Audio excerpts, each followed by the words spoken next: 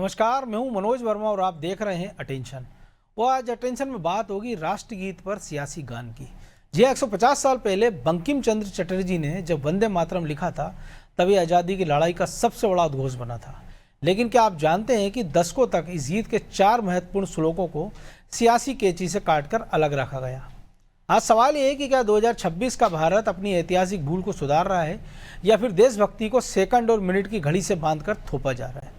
हालांकि इसको लेकर विपक्ष का अलग नजरिया है, वो इसे राजनीति से जोड़ रही है, जबकि सरकार कहती है कि खंडित राष्ट्रगीत को पूर्ण करने का संकल्प है। आज की बहस इसी पर, लेकिन पहले रिपोर्ट देखिए।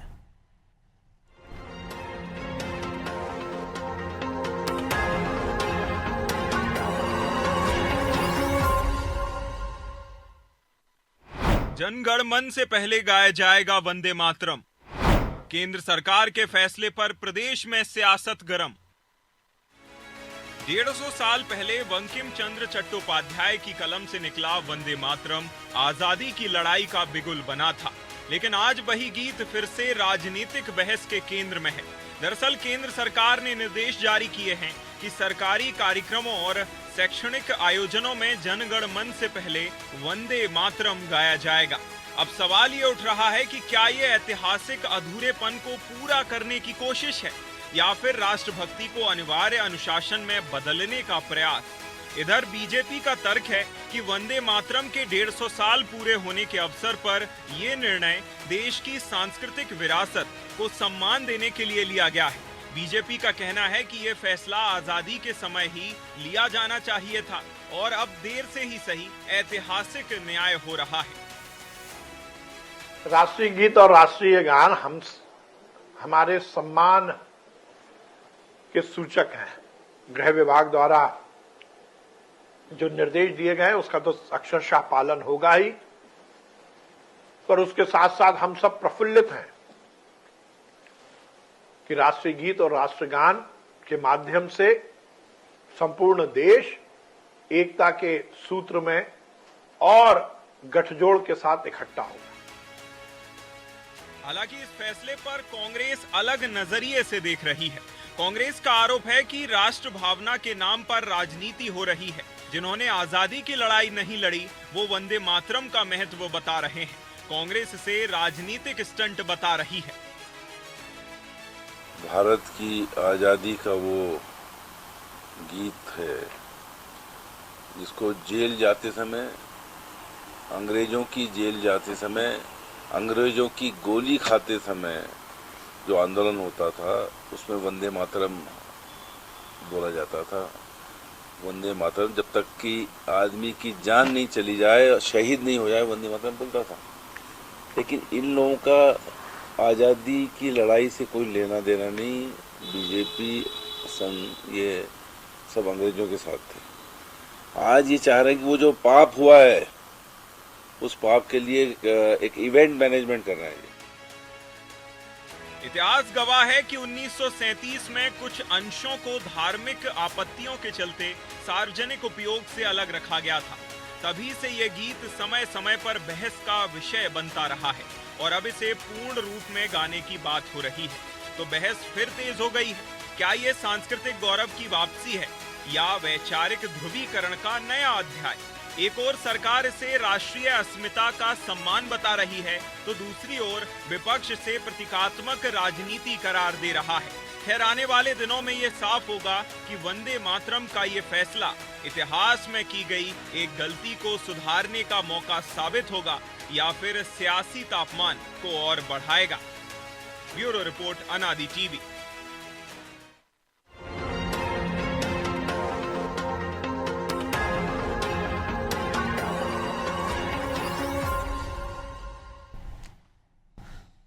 तो इसी मुद्दे पर चर्चा करने के लिए हमारे साथ जुड़ गए हैं वरिष्ठ पत्रकार रमेश शर्मा और हमारे सहयोगी ब्रजेश चौक से। बहुत स्वागत है शर्मा जी आपका अनादि टीवी में। और ये जो केंद्र सरकार का निर्णय है, इसको आप कैसे देखते हैं? एक भूल सुधार के तौर पर या आने वाले चुनाव के लिए एक एजेंडा सेट करने के लिए, नैरेटिव सेट करने के लिए? देखिए, हर चीज को चुनाव से नहीं जोड़ा जाना चाहिए। कुछ निर्णय होते हैं राष्ट्र के लिए, होते हैं संस्कृति के लिए, होते हैं समाज के लिए, होते हैं और भविष्य की यात्रा के लिए होते हैं। निश्चित रूप से इसमें कोई शक नहीं कि वंदे मातरम को लेकर के जो गलतियां हुई हैं, ये बात बिल्कुल सही है कि स्वतंत्रता के साथ ही इसको लागू हो जाना चाहिए था, लेकिन अब किसी वजह से जो नहीं हो पाया, पीछे क्या जाना, उस गलती को सुधारा गया है। और सबसे बड़ी बात जो आती है 1937 का, जहां इसकी कुछ पंक्तियों को लेकर के कुछ लोगों ने आपत्ति की, वो आपत्ति भी जानबूझ करके योजना पूर्वक बनाई गई थी। आप अगर ये जो 1935, 1936, 1937 का कालखंड देखेंगे, ये वो है जब पाकिस्तान की पूरी योजना आ गई थी और दबाव ये बनाया गया था कि शरीयत का कानून लागू हो। जो 1935 में नेहरू कमेटी की रिपोर्ट आई, उसमें शरीयत के कानून था, और जो मुस्लिम पर्सनल लॉ बना है ये उसी कालखंड में बना है। तो कहीं ना कहीं उस समय कांग्रेस को ये लगा होगा कि ठीक है, थोड़ा बहुत अपन बात कर लेते हैं, थोड़ा बहुत एक कदम पीछे हो जाते हैं ताकि देश का बंटवारा ना हो। इस मामले में मैं ये नहीं कहूंगा कि उन्होंने कोई षड्यंत्र पूर्वक वंदे मातरम को पीछे किया या 4 लाइन हटाई। मुझे लग रहा है कई वक्त समझौते के लिए एक कदम पीछे होता है। लेकिन ये तो 37 की बात थी, लेकिन 47 में तो हम वापस कर सकते थे उसको। निश्चित रूप से कर सकते थे, लेकिन वो जो कहीं ना कहीं दबाव इतना बना हुआ था। आप अगर संविधान सभा में देखेंगे तो संविधान सभा में, ये वो संविधान सभा है जो अंग्रेजों के कार्यकाल में बनी, और इसमें मुस्लिम लीग के सदस्य थे, और इसमें कई सदस्य तो ऐसे थे कि जब तक संविधान पूरा नहीं हुआ वो गए नहीं, तो अपना पूरा वो एजेंडा सेट करके यहाँ गए। आपको अगर याद हो, जब 1946 में, सितंबर 1946 में जो डायरेक्ट एक्शन हुआ था, तब पाकिस्तान का स्वरूप लगभग मसौदा तय हो गया था। तब नारे लगे थे कि हंस के लिया है पाकिस्तान और लड़ के लेंगे हिंदुस्तान। तो उनकी जो योजना थी उसके तहत फिर कहीं ना कहीं पीछे सरकार ने हटाया, वो वंदे मातरम जो है राष्ट्रगान नहीं बना। अब ठीक है कि 76-78 साल बाद सही उस गलती को सुधारा गया है। लेकिन तो आपको नहीं लगता है कि ये जो 4 श्लोक की हम बात कर रहे हैं, ये उसकी मूल आत्मा थी वंदे मातरम की, जो आनंद मठ में बंकिम चंद्र चटर्जी ने लिखा था? हमने तो उसकी मूल आत्मा ही निकाल दी, तो वो शरीर किसी काम का ही नहीं बचा था, कह सकते हैं। ये निश्चित रूप से ये बात बिल्कुल आपकी सही है। तो मैं समझता हूँ फिर इसके अलावा ये गीत अगर आप देखेंगे, अगर आप सारे बंदे हटा भी दें और केवल वंदे मातरम 2 ही शब्दों का उच्चारण करें, तो कहीं ना कहीं पूरे शरीर में ऊर्जा का संचार होता है। वंदे मातरम के उद्घोष के साथ कितने बलिदानी गए हैं, और 1875 में ये पूरा हुआ था। अब 125 साल इसको हो गए हैं। मैं समझता हूँ ये सरकार का एक अच्छा निर्णय है, इसको राजनीति से अलग ही लिया जाना चाहिए। और जिन लोगों को लग रहा है कि होना चाहिए था, उनको लगना चाहिए कि हमारी गलती अगर थी तो सरकार सुधार रही है, वो सरकार का इसके प्रति आभार प्रकट करना चाहिए। इस पर राजनीति नहीं होनी चाहिए। लेकिन ब्रजेश जी, राजनीति तो हो रही है, क्योंकि जिस गीत के आपको 2 श्लोक स्वीकार है, तो फिर बाकी 4 क्यों नहीं? या केवल एक जो दुर्गा जी की स्तुति के लिए एक जो छंद लिखा गया है उस पर या तो सारी आपत्ति हो सकती है, और अगर उस सुधार हम कर रहे हैं, उसको भूल सुधार कर रहे हैं, क्योंकि कांग्रेसी भी बार बार पूछते योगदान क्या है बीजेपी का आज़ादी की लड़ाई में। तो बीजेपी तो बनी नहीं थी, जनसंघ भी 1956 में बना था, बीजेपी तो 1980 में बनी है। तो बार बार ये सवाल पूछा जाना, ऐसा नहीं लगता मुद्दे से भटकाने का प्रयास होता है? देखिए मनोज जी, बीजेपी का योगदान था या नहीं था आंदोलन में, ये तो स्पष्ट है, लेकिन इस गीत का तो बहुत बड़ा योगदान था। बिल्कुल, ये आज़ादी का ऐसा गीत था जिस पे जो शर्मा जी भी कह रहे हैं, हंसते हंसते वंदे मातरम कह के गीत गाकर लोगों ने फांसी के फंदे खुद लगा लिया, मतलब फांसी के फंदे पर झूल गए। उस गीत को आज अब सम्मान मिल रहा है। सियासत तो होना है, क्योंकि क्यों उसके 4 अंतरे हटाए गए थे। निश्चित तौर पर मुस्लिम संगठनों ने इसका विरोध किया था, तो आपने उस समय हटा दिए थे। मान लीजिए चलिए आप तब समझौता कर लिया था आपने, लेकिन बाद में आप जोड़ सकते थे इसको, वो सम्मान दे सकते थे। भाई जो पूरा गीत, अधूरा गीत किसी का आप सुनाएंगे तो उसका मतलब क्या है? जो आप भी कह रहे हैं ना, उसकी आत्मा तो मरी गई ना। बिल्कुल, आप 2 लाइन उसके गा रहे हैं, बाकी 4 लाइन सुने, और 2 लाइन गाने में भी बहुत सारी आपत्तियां हैं आपको। और जब 150 साल हो रहे हैं उस गीत को लिखे हुए, और उसके गीत के अपने मायने हैं, आज भी जब वंदे मातरम गीत गाते हैं तो वो राष्ट्र भावना, राष्ट्रवाद, एक तरह से आपके रोंगटे खड़े हो जाते हैं। बिल्कुल, क्योंकि आपको पता है कि यार ये गीत गाते गाते फांसी पर लटक गए हमारे देश के जवान हजारों की संख्या में, तो वो उनकी याद दिलाता है। वो तमाम चीज़ें, वो तो सम्मान मिलना चाहिए था। लेकिन अब विरोध क्यों हो रहा, सियासत क्यों हो रही? मुझे लगता है इस मामले में भी कांग्रेस दुविधा में रहेगी। वो खुलकर विरोध कर भी नहीं सकती, करेगी तो आज परिस्थितियां अलग हैं। आज जो एक सत्ता में जो सरकार है, जो सत्ता में जो पार्टी है, वो पहले ही संकेत दे चुकी है, पहले ही उसका जो एजेंडा है उसी पर चल रही है, राष्ट्रवाद। उस राष्ट्रवाद पे जो उसका कोर वोट बैंक है, जो उससे जुड़ा हुआ है, उसको इस तरह से एक निर्णय से और एक निर्णय लिया है, उससे मोटिवेशन ही मिलेगा उसको। जुड़ाव के हमने जिस पार्टी को चुना है, वो जिस एजेंडे पर लेके गई है, वो उस एजेंडे को आगे बढ़ा रही है, कोई गलत नहीं है निश्चित तौर पर। तो मुझे नहीं लगता है कि अब इसका विरोध कर पाए खुलकर। विरोध हमने देखा है कि यदा कदा हुआ ही है। वंदे मातरम को लेकर मध्य प्रदेश में भी हम देखो, जब बात होती है तो आरवी मसूद विरोध करते हैं, बहुत सारे तमाम नेता विरोध करते हैं, लेकिन कांग्रेस के नेता वैसा विरोध नहीं कर पाते हैं। कुछ अल्पसंख्यक समुदाय के लोग विरोध करते हैं, लेकिन वही लोग अपने लिए जब वोट मांगने जाते हैं तो मंदिर में हनुमान जी की आरती करेंगे, दुर्गे जी की आरती करेंगे, प्रसाद खाएंगे, भंडारा कराएंगे, तब तमाम तरह की चीज़ें करते हैं। यही चीज़ हम देखते हैं कि चाहे कांग्रेस से हो, चाहे अन्य दलों के नेता हों। देखिए आप, जब आती है ईद, वो कहा रोज़ा इफ्तारी कराते, तमाम जगह कराते, तो तब आपको इस गीत गाने में क्या दिक्कत है? नेताओं को ही दिक्कत होती, पब्लिक को कोई दिक्कत नहीं है। वो उसको भड़काने वाले कौन लोग हैं? नेता लोग हैं, क्योंकि उनको सियासत चमकाना है। विरोध क्यों करते हैं? वो एक वोट बैंक को साधना चाहते हैं ध्रुवीकरण की तरह, क्योंकि वो इस तरह के बयान देंगे तो जो एक मुस्लिम वोटर है वो उनके पाले में खड़ा हो जाएगा कि भाई हाँ, ये हमारी बात कर रहे हैं। दूसरा पक्ष उनके विरोध में खड़ा हो जाता है तो दूसरे पक्ष को लगता है कि इसकी बात करेंगे तो ये पाला हमारे सामने आ जाएगा। जबकि नेताओं का काम है, नेता जिस तरह से व्यवहार करते हैं अपने विधानसभा क्षेत्र में, लोकसभा क्षेत्र में, सब समुदायों के साथ जाते हैं, चाहे वो कोई भी हो, लेकिन वो सियासत करते हैं। तो सियासत इसमें होगी निश्चित तौर पर, लेकिन होना जाना कुछ नहीं है, क्योंकि जो आपने 4 अंतरे जो छोड़ दिए थे वो जोड़ दिए गए और अब उनको अनिवार्य कर दिया गया है, उसके नियम बना दिए गए हैं। तो मुझे नहीं लगता कि आगे जाके इस पर सियासत होगी। अब एक बार बन गया है तो जो छूटे हुई चीज़ें थी, जो भूल सुधार थी, वो सुधार दी गई है। अब वो परिस्थितियां भी नहीं है, क्योंकि पाकिस्तान अलग बन गया है। उस समय जब विरोध हो रहा था तो बात अलग थी, क्योंकि एक समुदाय कह रहा था उनकी धार्मिक भावनाओं को ठेस पहुंच रही है। जब आप सब समुदाय को लेकर साथ चलते हैं तो फिर इस विरोध की करने की जरूरत ही नहीं है ना। तो आपको सबको साथ लेकर चलने की जरूरत है। तो मुझे नहीं लगता कि इसको विरोध करना चाहिए, और विरोध कर भी नहीं पाएगी। यदि दबे छुपे विरोध करेगी और खुलकर विरोध आज की परिस्थितियों में कांग्रेस करने, मुझे नहीं लगता कि कर पाएगी, क्योंकि उसको भी इससे नुकसान होगा। जिस तरह से वो साफ हिंदुत्व की तरफ बढ़ रही है तो एक दुविधा में डालने वाला है, दूसरी पार्टी को अपना नैरेटिव मजबूत करने वाला है, कांग्रेस को दुविधा में डालने वाला है। ये तो तब होगा, हम देखें कि अगर उनकी पार्टी के जो मुस्लिम लीडर्स हैं उनकी फिर बाद में जो रिएक्शन आएगा। लेकिन शर्मा जी, एक गीत जिससे अंग्रेज डरते थे वो तो मान लिया जाए, लेकिन उस राष्ट्र गीत से अगर हमारे विपक्ष के दलों को डर लगे, क्योंकि भाई मुस्लिम लीग को डर समझ में आता था कि उनको अलग राष्ट्र चाहिए था, कांग्रेस का डर कि ठीक है उस समय आज़ादी की लड़ाई में सबका सहयोग था, आज की तारीख में डर क्यों है? वो ठीक है, वो 3 मिनट 10 सेकंड क्या एक देश के लिए आप नहीं खड़े हो सकते, या उस गाने का उच्चारण नहीं कर सकते? क्योंकि अगर आपको वोट बैंक चाहिए होता और अगर एक समुदाय कह दे कि आप उसको गीत गाइए तो हम वोट देंगे, तो शायद नेता वो करने लग जाएंगे। देखिए, विरोध जो हो रहा है वो किसी डर के कारण नहीं हो रहा है। विरोध जो हो रहा है वो बिल्कुल एक सोची समझी योजना के साथ हो रहा है। अगर हम वंदे मातरम को देख लें, पाकिस्तान की जो योजना पहली बार खुल करके आई वो 1931 में आई, 1906 में बनी मुस्लिम लीग बनी। 1906 से लेकर के 1931-32 तक वंदे मातरम पर कोई चर्चा नहीं हुई। अशफाक उल्लाह भी अगर फांसी पर झूले हैं तो उन्होंने वंदे मातरम को गीत गाया है। बिल्कुल। तो चूंकि अब पाकिस्तान की अब योजना आ गई तो योजना पूर्वक उन्होंने वो सारे बहाने खोजे जिससे कि मुस्लिम समाज भारत राष्ट्र की मूल धारा से कटे। आप अगर पहले की दौर देखेंगे तो धर्म को दिखा करके, धर्म से डरा करके लूट में लगाया, लोगों को लुटेरे बनाया, लूट के लिए धर्म का आवरण दिया।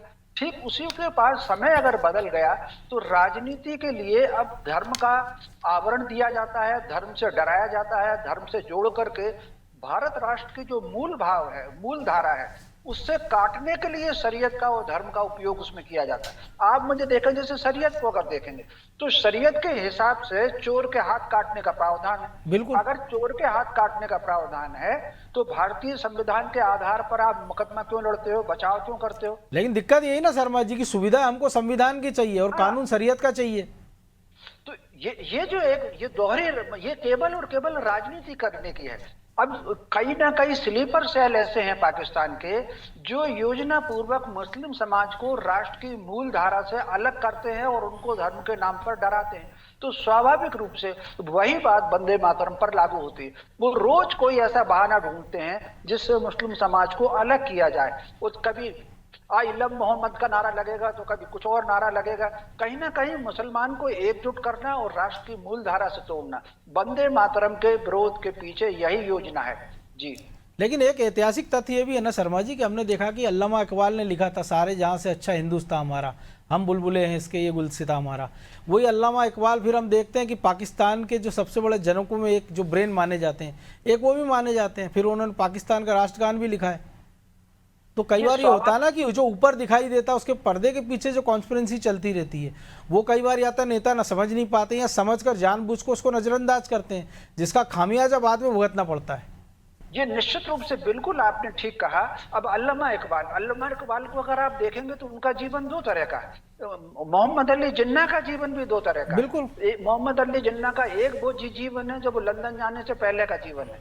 अल्लामा इकबाल के पूर्वज कश्मीरी ब्राह्मण रहे हैं, ये उन्होंने लिखा भी है। लेकिन अब पता नहीं क्या ऐसी घटना हुई, किसने उनको माइंड ब्रेन वॉश किया, वो पलट करके फिर वो पाकिस्तान के समर्थन में, क्योंकि उन्होंने तो भगवान राम की भी आराधना की उस अपने गीत में। निश्चित रूप से। तो ये जो कहीं ना कहीं बात रहती है, तो आखिर कौन ऐसा व्यक्ति होता है एक प्रकार से जो माइंड सेट करता है, तो वो जो कहीं ना कहीं ब्रेन वॉश करके व्यक्ति को बदलना।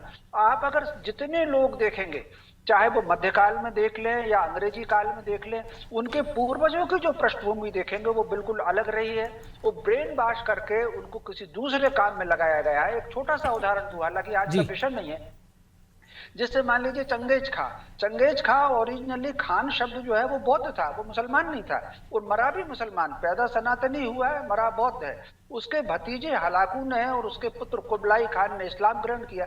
हलाकू ने जो पहला आक्रमण किया बगदाद पर, तो खलीफा को जिंदा जलाया। वो फिर इस्लाम ग्रहण करने के बाद अपने पैसे से ही फिर उसने नगर बसाया।